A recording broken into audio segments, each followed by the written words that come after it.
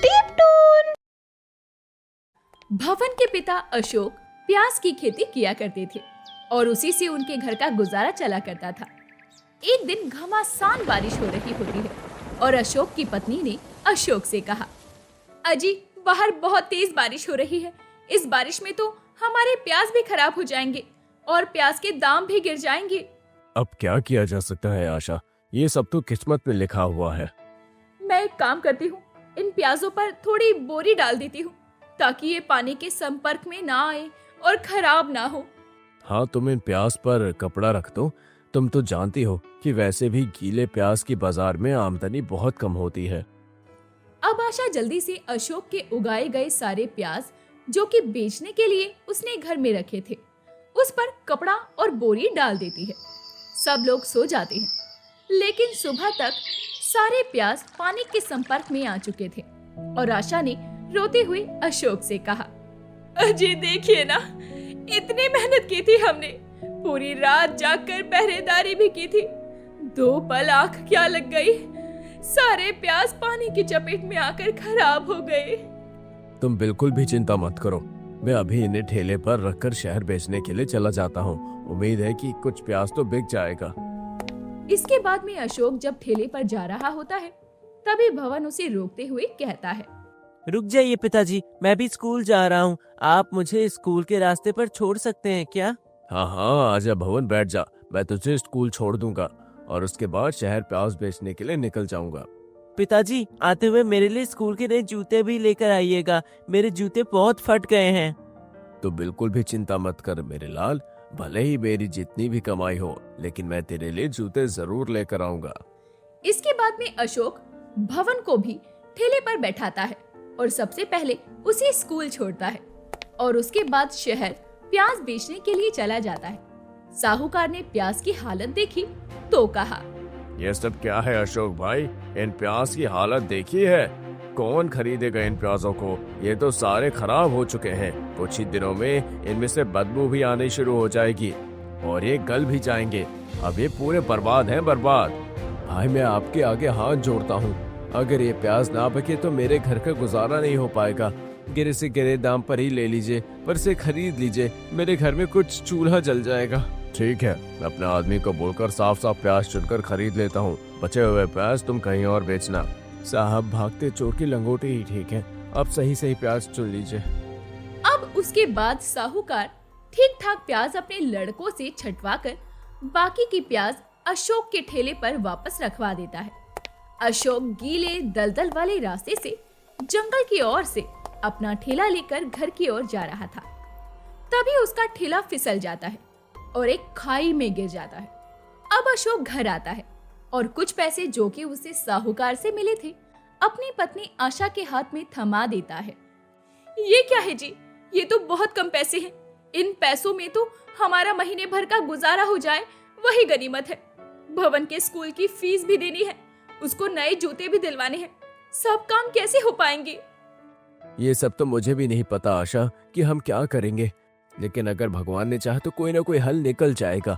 मैं कल ही जमींदार के यहाँ जाकर मजदूरी की बात कर लेता हूँ। अशोक सब कुछ आशा को समझा देता है, जिसके बाद आशा भी अब अशोक का साथ देती है।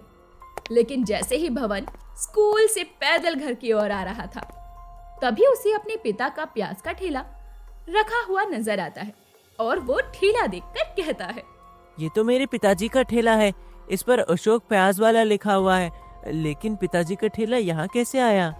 अब भवन जब पास जाकर देखता है तो वो ठेला बहुत ज्यादा जगमगा रहा था। भवन भी उस ठेले को देखकर खुश हो जाता है और इसके बाद एक काम करता हूँ, ये ठेला मैं घर लेकर चलता हूँ। जैसे ही भवन उस जंगल के रास्ते से आगे जाने लगता है तभी उसे एक छोटी सी लड़की रिंकी मिलती है जो उसे कहती है, सुनो भाई, तुम मुझे गांव के चौराहे पर छोड़ दोगे क्या? तुम कौन हो? माँ कहती है कि अजनबी लोगों से बात नहीं करते। ठीक है, मुझसे बात मत करो, लेकिन मुझे गांव के चौराहे पर छोड़ दो। मैं जंगल में खो गई हूँ। मेरे बाबा बिरजू गांव में ही सूप का ठेला लगाते हैं। ठीक है, तुम मेरे ठेले के पीछे बैठ जाओ, मैं तुम्हें गांव के चौराहे पर छोड़ देता हूँ। अब रिंकी भवन के ठेले के पीछे बैठ जाती है उसके बाद भवन जैसे ही उस ठेले को चलाने लगता है तो अपने मन में बोलता है, ये क्या, ये ठेला इतना हल्का कैसे हो गया? जबकि इस लड़की के बैठने के बाद तो ठेला भारी होना चाहिए। तभी रिंकी जो कि ठेले के पीछे बैठी हुई थी, उसने कहा, तुम्हें पता है मेरे बाबा बहुत अच्छा सूप बनाते हैं, वो किसी भी चीज का सूप बना देते हैं। पागल लड़की, ऐसा थोड़ी ना होता है, कुछ चीजों के सूप नहीं बनते। हर चीज का सूप बनता है, जैसे घी का सूप, तोरी का सूप, करेले का सूप, टमाटर का सूप। क्या प्याज का सूप होता है? मेरे बाबा बहुत कमाल के हैं, वो किसी भी चीज का सूप बना सकते हैं। तो ठीक है, तुम एक काम करो, इसी ठेले से 2-4 प्याज उठा लो, मैं अपने बाबा से बोल दूंगा और उसके बाद में तुम प्याज का सूप बनाकर लेकर आना, तब मानूंगा कि तुम्हारे बाबा किसी भी चीज का सूप बना सकते हैं। तो ठीक है, लगी शर्त। मैं यहाँ से 2-4 प्याज उठा कर ले जा रही हूँ। मैं तुम्हारे घर के बाहर प्याज का सूप बनवा कर लेकर आऊंगी और तुम्हारे घर के बाहर रख दूंगी। पर तुमने तो मेरा घर देखा ही नहीं है। भवन ये बोलकर जैसे ही पीछे पलटता है तो उसका ठेला फिर से भारी हो गया था और रिंकी वहाँ से गायब थी। ये देखकर भवन हैरान रह जाता है और फिर खुद को ही समझाता है, कोई बात नहीं, बच्ची थी शायद, ठेले पर से कूद गई होगी। बच्चों को शरारत करने में अच्छा लगता है, मेरी तरह। अब भवन घर आता है तो अशोक और आशा को परेशान देखता है। बाबा, मुझे समझ नहीं आया कि आप अपना ठेला जंगल के रास्ते क्यों छोड़ आए। ये मुझे आपका ठेला मिला तो मैं उसे ले आया। भवन, ये कैसे हो सकता है? मेरा ठेला तो शहर से गांव आते वक्त खाई में गिर गया था, फिर तुम्हें मेरा ठेला वहाँ कैसे मिला? मुझे वो ठेला जंगल के रास्ते पर मिला और वो खाई में नहीं गिरा था। अगर वो खाई में गिरा होता तो उसमें प्याज कैसे होते? आपके ठेले पर तो प्याज भी भरे पड़े हैं। अब अशोक और आशा जैसे ही बाहर जाकर देखती है तो उनका ठेला प्याज से भरा पड़ा था। इसके बाद में भवन उन्हें सारी बात बताता है और अशोक ने कहा, बिरजू सूप वाला, उसके बारे में तो मैंने सुना है कि उसकी बेटी मर गई थी, कोई जंगली जानवर उसे उठाकर ले गया था, तब से उसने सूप बेचना छोड़ दिया था।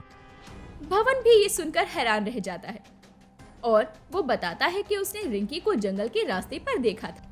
अब जैसे ही वो बिरजू के घर जाते हैं और बिरजू को सब कुछ बताते हैं तो बिरजू भी ये सब सुनकर भौचक्का रह जाता है।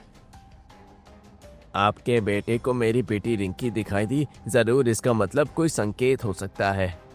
बिरजू और ज्यादा कुछ नहीं कहता और उसके बाद सब लोग अपने घर वापस आ जाते हैं। रात के समय भवन को चिंता के कारण नींद नहीं आ रही थी।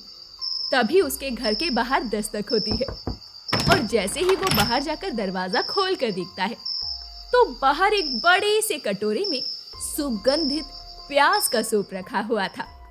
अरे ये क्या, ये तो प्याज की खुशबू है, इसका मतलब ये प्याज का सूप है। अब भवन उस सूप को अपने घर लेकर आता है और अशोक और आशा को भी जगा देता है। अजी, मुझे ये लगता है कि हमें इस सूप को नहीं पीना चाहिए। तुम भी सही कहती हो, ये आत्मा से आया है। बिरजू भाई ने तो सूप बनाना कब का बंद कर दिया है। इसके बाद में आशा उस सूप को जमीन पर फेंक देती है। जैसे ही वो सूप को जमीन पर फेंकती है तो सूप से रंग बिरंगी किरणें उठती है और एक आकृति उभर आती है और वहां पर रिंकी प्रकट होती है। सब उसे देखकर डर जाते हैं। भवन भी अपनी माँ के आंचल में छुप जाता है। आप लोग मुझसे डरो मत, मैं आपकी मदद करने से ज्यादा मदद मांगने आई हूँ। बेटी, हम तुम्हारी कैसे मदद कर सकते हैं? मेरे जाने के बाद मेरे बाबा ने काम करना छोड़ दिया और मेरी माँ भी परेशान रहती है। आप लोगों के पास जो प्याज का ठेला है वो अब जादुई है। अब आप जितने प्याज यहाँ से निकालोगे वो प्याज खुद ब खुद वापस आ जाएंगे। अंकल, आप ये प्याज मेरे बाबा को दीजिए, वो प्याज का सूप बनाएंगे और फिर वो जादुई प्याज का सूप आप बाजार में बेचना। ये बहुत अच्छा बिकेगा, लोगों की कई तरह की बीमारियों को भी ठीक करेगा। इससे आपके घर की आमदनी भी होगी और मेरे बाबा का घर भी चल जाएगा और मैं चैन से मुक्ति पा सकूंगी। जब से मैं गई हूँ वो काम नहीं करते, माँ भी परेशान रहती है। तुम नन्ही सी हो लेकिन मरने के बाद भी अपने परिवार के बारे में सोच रही हो। अजी, हम रिंकी का साथ जरूर देंगे। ठीक है, जैसा तुम बोलो। दरअसल मरने के बाद में रिंकी की आत्मा जंगल में ही अटक गई थी और जाने अनजाने अशोक का बेटा उसे अपने साथ ले आया था। इसीलिए वो अशोक की मदद करना चाहती थी। इसके बाद में रिंकी की आत्मा वहाँ से गायब हो जाती है। अगले दिन अशोक बिरजू को जाकर सारी बात बताता है और बिरजू रोकर कहता है, मुझे नहीं पता था कि मेरी नन्ही सी जान के जाने के बाद भी मेरे बारे में इतना चिंता करेगी वो। मैं उसकी इच्छा जरूर पूरी करूंगा। अब अशोक और आशा अपने ठेले से प्याज निकालते हैं और बिरजू को दे देते हैं। बिरजू उसका सूप बनाकर तैयार करता है, जो कि बहुत खुशबूदार और लजीज था। अशोक और आशा अब बिरजू के साथ मिलकर एक छोटा सा ठेला लगाते हैं। बिरजू प्याज का सूप बनाकर उसमें मसाले डालकर बेचता है और काली मिर्च डालने पर प्याज के सूप का स्वाद अलग ही निखर कर आ रहा था। सूप ले लो, सूप, अनोखा सूप, प्याज का सूप। एक सूप भगाए हजारों बीमारियां। एक बार लीजिए सूप के मजे, लीजिए सिर्फ 20 रुपए में। उसकी आवाज सुनकर वहाँ कुछ औरतें आ जाती हैं और एक औरत कहती है, अरे भाई, पहली बार प्याज का सूप सुना है, जरा हमें भी तो पिलाओ कि कैसा है। इस सूप को पीने के बाद मुंह से प्याज की बदबू तो नहीं आएगी ना? बहन जी, आप एक बार प्याज का सूप पी कर तो देखिए, आपको खुद यकीन हो जाएगा कि आप प्याज का सूप पी रही हैं। वो औरतें जैसे ही सूप पीती हैं, उन्हें वो बहुत स्वादिष्ट लगता है। कुछ ही देर में बिरजू के सूप के ठेले पर बहुत लोगों की भीड़ जमा हो जाती है। भवन भी प्याज का सूप पीकर देखता है तो उसे वो बहुत अच्छा लगता है और उसे एक बड़े से पेड़ के पीछे खड़ी हुई लड़की की आत्मा नजर आती है, जो कि थोड़ी ही देर में गायब हो जाती है। वो रिंकी थी। जिसके बाद भवन भी बहुत खुश होता है। अब भवन के पिता अशोक और बिरजू दोनों का काम जोरों शोरों से चलने लगता है और जादुई प्याज का सूप दोनों परिवारों की जिंदगी बना देता है। अगर आपको हमारी ये वीडियो अच्छी लगी हो तो वीडियो को लाइक और चैनल को सब्सक्राइब जरूर करें और अपने दोस्तों को शेयर करना ना भूलें। साथ ही बेल आइकन प्रेस करें